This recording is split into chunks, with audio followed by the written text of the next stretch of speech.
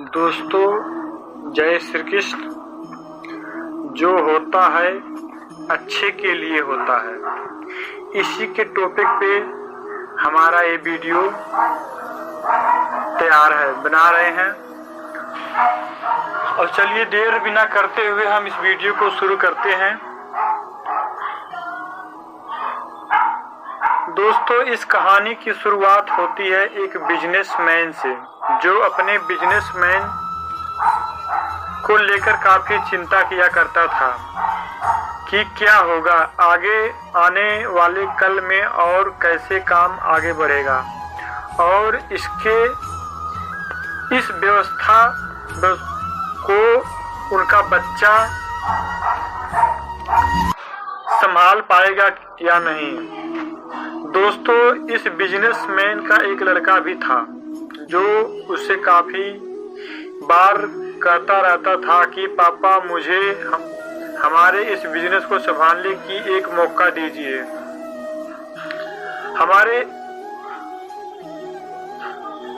क्योंकि अब मुझे भी बिजनेस करना आ गया है। लेकिन वो व्यक्ति कभी भी अपने बेटे को मौका नहीं देता था।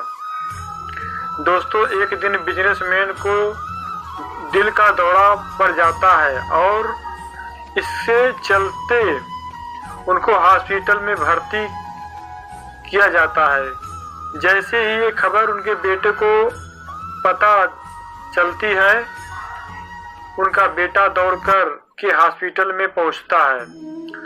बेटा हॉस्पिटल में पहुंचने के बाद उसने ये देखा कि उसके पापा अब एडमिट है, और डॉक्टर्स ने उससे ये भी कहा कि आपके पापा अब पहले से थोड़ा ठीक है और धीरे धीरे करके वे अब रिकवर हो जाएंगे। फिर उस लड़के ने अपने एक दोस्त को कॉल करके वहां पर बुला लिया। फिर उसका दोस्त वहां पर आता है और उससे पूछता है कि क्या हुआ भाई। फिर उस बिजनेसमैन के लड़के ने अपने दोस्त से कहा कि मेरे पापा को दिल का दौरा आया है और उन्हें अस्पताल में एडमिट किया हुआ है। इसके बाद उस बिजनेसमैन का लड़का अपने दोस्त से कहता है कि चल ना, जरा बाहर चल के आ जाते हैं, बहुत देर हो गई है इधर। और फिर वे दोनों अस्पताल से बाहर चले जाते हैं। जब वो दोनों अस्पताल से बाहर निकले तब उनको एक आइसक्रीम वाला दिखाई देता है। फिर उस बिजनेसमैन के लड़के ने अपने दोस्त से कहा है कि भाई आ जाओ, आइसक्रीम खाते हैं। ये बात सुनकर उसका दोस्त थोड़ा चौंकता है और मन कहता है कि अरे ये क्या पागलपन है, पापा अंदर भर्ती है और ये यहाँ पर आइसक्रीम खाने सोच रहा है। फिर उन दोनों ने आइसक्रीम खरीद ली और वे दोनों आइसक्रीम खाने लगे। लेकिन उसका दोस्त था ना, ये रहा नहीं गया और उससे अपने दोस्त से पूछ लिया कि भाई, मुझे समझ नहीं आ रहा है कि तुम्हारे बिजनेस का आगे क्या होगा, और तुम्हारे पापा की तबीयत भी ठीक नहीं है और तू यहाँ आइसक्रीम खा रहा है, मुझे कुछ समझ में नहीं आ रहा है। फिर ये जो बिजनेसमैन का लड़का था ना, और उनसे जो बात कही उसे आप ध्यान से पढ़िएगा। उसने अपने मित्र से कहा कि मुझे ये मालूम है कि तू ये सोच रहा होगा कि मेरे पापा एडमिट है और यहाँ पर आइसक्रीम चल रही है, मजे चल रहे हैं, पर ऐसा कुछ नहीं है।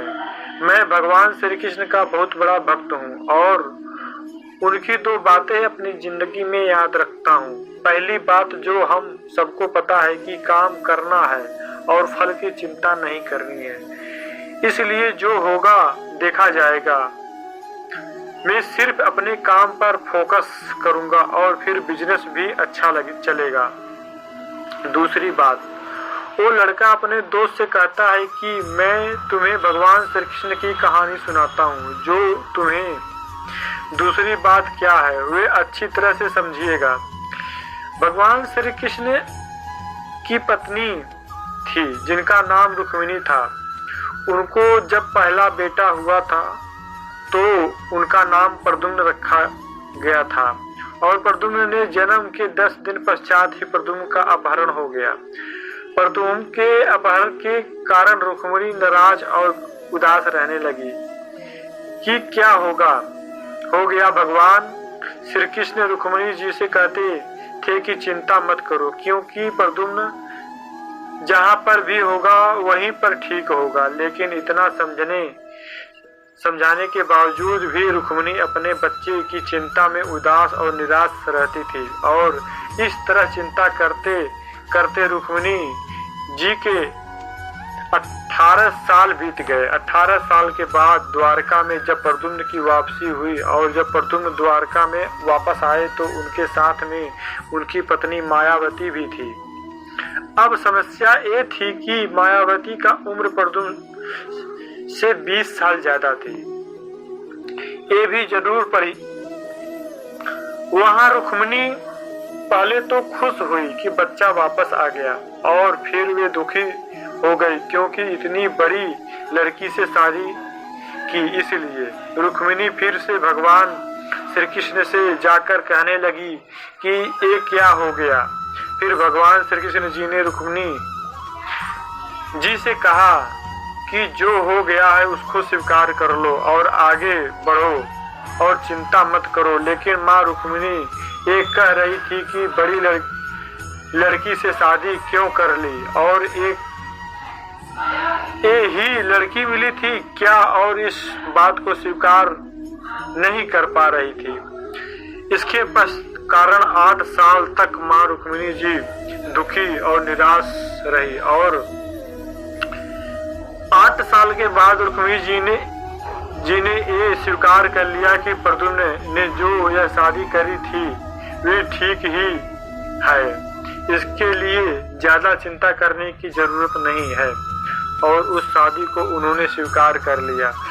दोस्तों, इस तरीके से माँ रुक्मिणी जी ने अपनी जिंदगी के 26 साल उदासी में बिताए दिए। इस कहानी को खत्म करते हुए वो लड़का अपने दोस्त से बोला कि मैंने अब स्वीकार करना सीख लिया हूँ, क्योंकि भगवान श्री कृष्ण जी कहते हैं कि जो हो रहा है उसे स्वीकार कर लो, जिंदगी अपने आप सहज हो जाएगी।